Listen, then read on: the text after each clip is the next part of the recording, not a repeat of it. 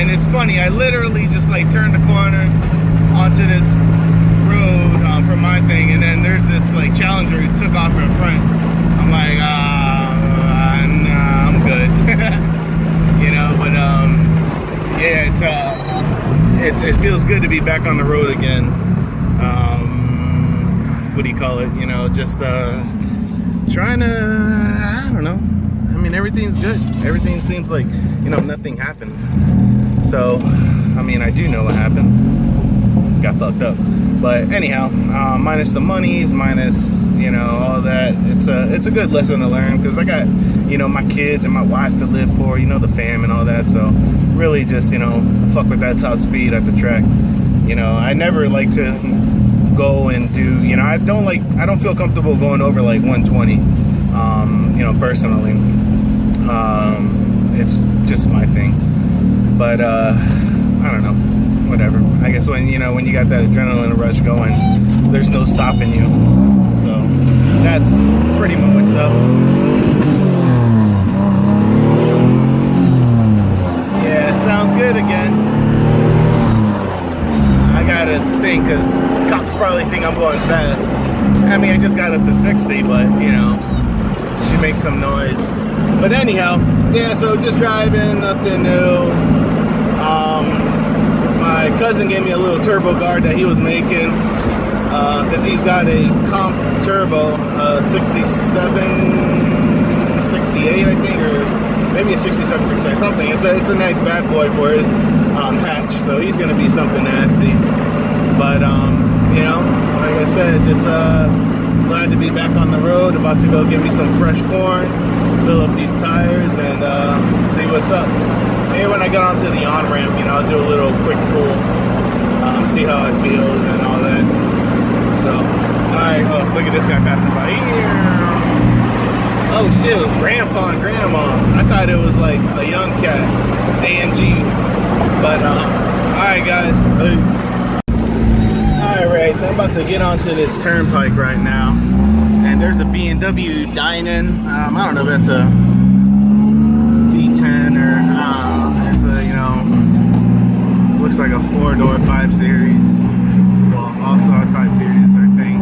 So I want to see if he's gonna take off on me. I got it in third, but then also I need to hold my hand steady. So let's see what he does and if I can keep up, because he was pulling hard. So.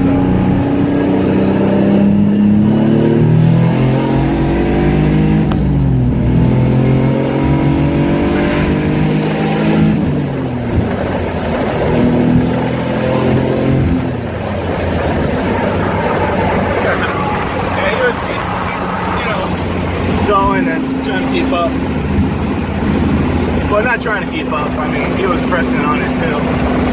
So that was pretty cool. But I mean, I don't know how they're driving, but it felt good getting on it. I'm about to go get me some gas, fill up the tires, and we'll see. So, besides that, and I'm doing 80, so I'm chilling. He's gonna pull up next to me. Gosh, you see? Temptation, you know where it's at. Oh, you want to go?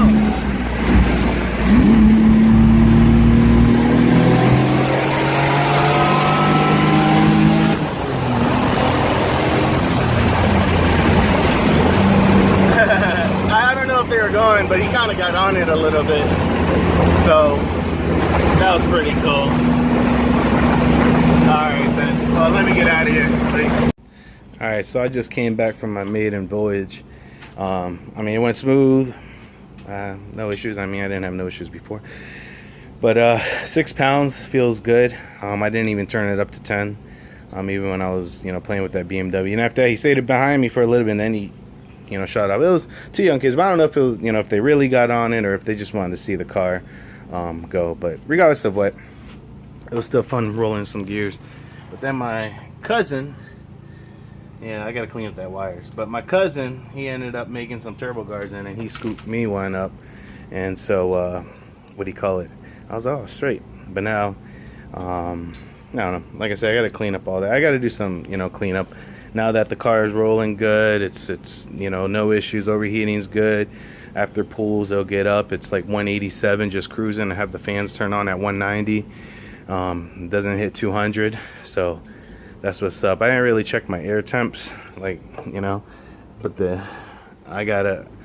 why I want to wrap that, because this intake pipe's a little hot. But you know, that small thing, that's not that big of a deal, because it doesn't heat up the air as fast as it's coming in.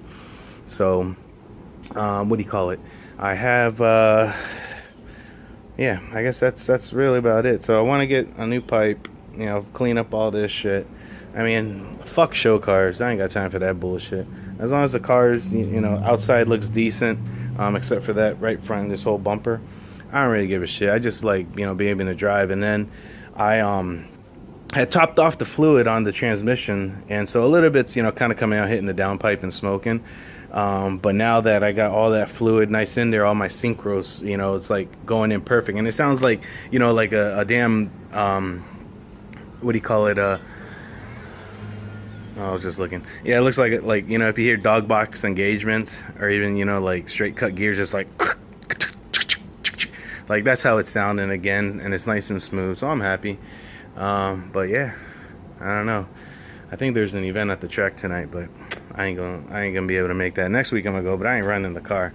Once I get like 500 in it, and you know, like 500 horsepower in this car, especially with this torque, I am, you know, thinking I should get like high tens.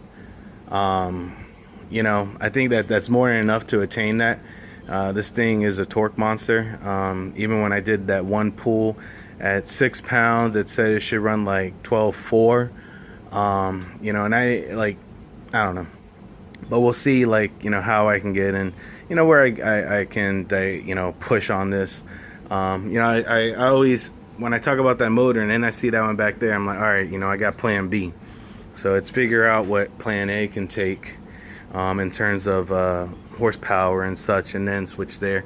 And my timing's fairly conservative. Well, actually, it's really conservative, because I think the timing on this wide open throttle is around 26, I believe. I don't have to verify, but I base my timing map off of 25 degrees. So once, for every pound of boost, I deduct half a degree. So if I'm at 9 pounds, I'm at 20.5 degrees at wide open throttle. And that's generally what we've always done.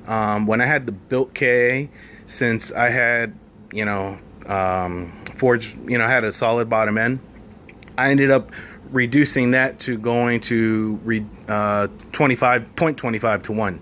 So for every pound of boost, I was retarding a quarter of you know, a quarter to it. So anyhow, with this though, I feel like I may stay out there, not because it's what's it called, you know, stock bottom end. It's more or less that this is a 10.5 to 1 compression, as with the KA. That one, after I had, you know, built it, it was 9 to 1. Nowadays, you know, we're all going for high horsepower builds, because we have the materials, we have the tuning, we have the technology.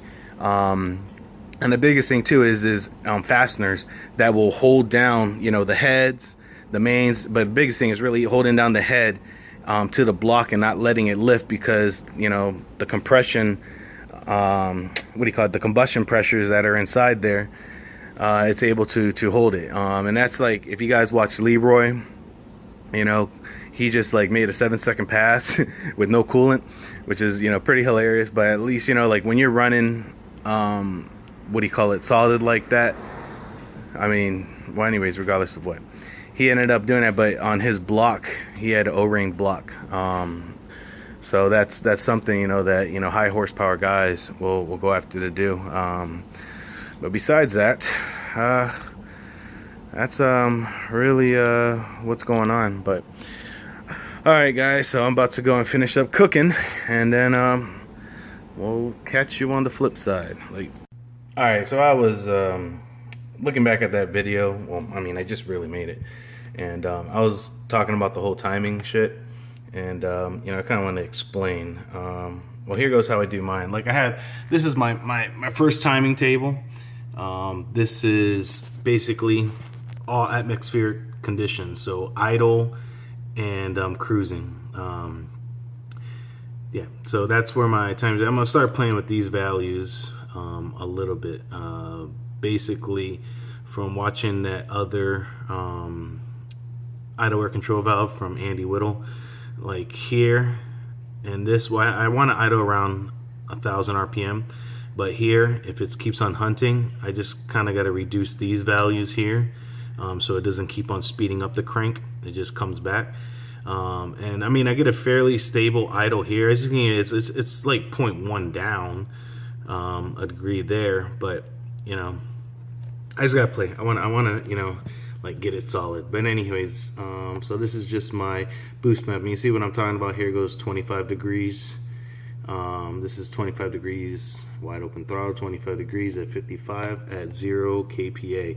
So essentially, how I treat or do my tuning. This could be a base map for someone looking to, you know, get it, because this is all non-boost related areas. So then when I come here, I go to my Ignition Advanced 3, and now this is what essentially is my boost map. So my load is 100. That's still 0. I keep that just so when it does the table switching, I don't get no jerking or anything positive. I mean, not positive, but any type of feedback. And then this is what I'm talking about in terms of degrees. So 175 kPa. Let's just do the math real quick.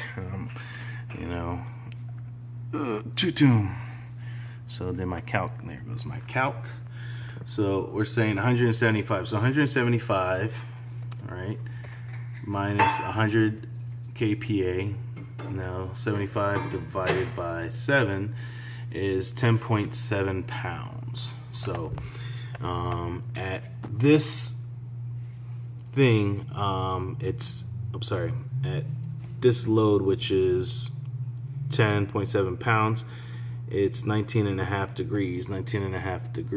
And then you kind of see what's happening here.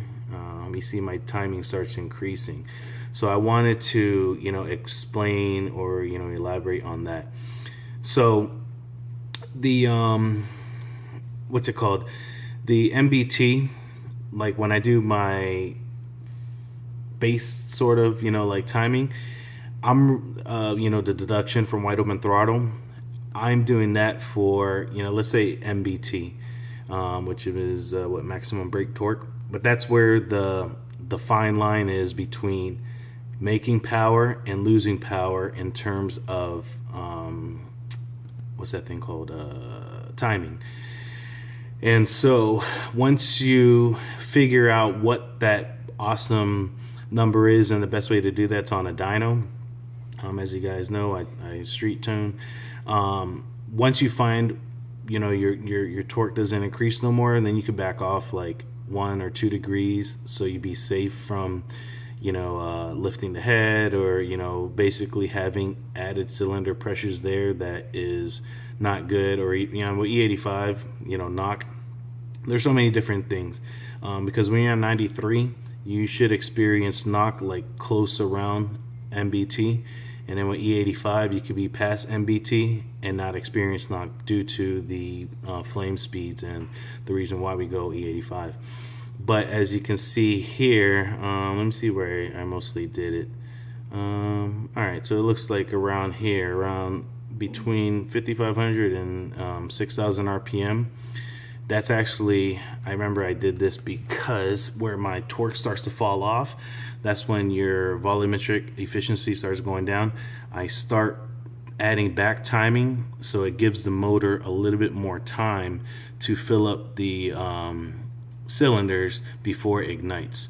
So that's the reason why you'll see guys, you know, have like this, you know, MBT timing, whatever, and then start increasing after, because the volumetric efficiency of the motor goes down. And the only way really to solidify, yeah, you can do it with dyno logs in terms of virtual dyno, but the real way again is through what's that thing called, an actual dyno. So maybe one of these years I might go on actual dyno, but you know, for the most part, That's what's up. So I just wanted to kind of explain that, you know, for you, because you can have your air fuels right. And, you know, you see that a lot of times where people have the air fuels like, oh, you know, 11 on 93 and pump, I'm sorry, and boost, but then they still, like, you know, damage pistons or whatever, and a lot of that is just due because of timing. So all right guys, like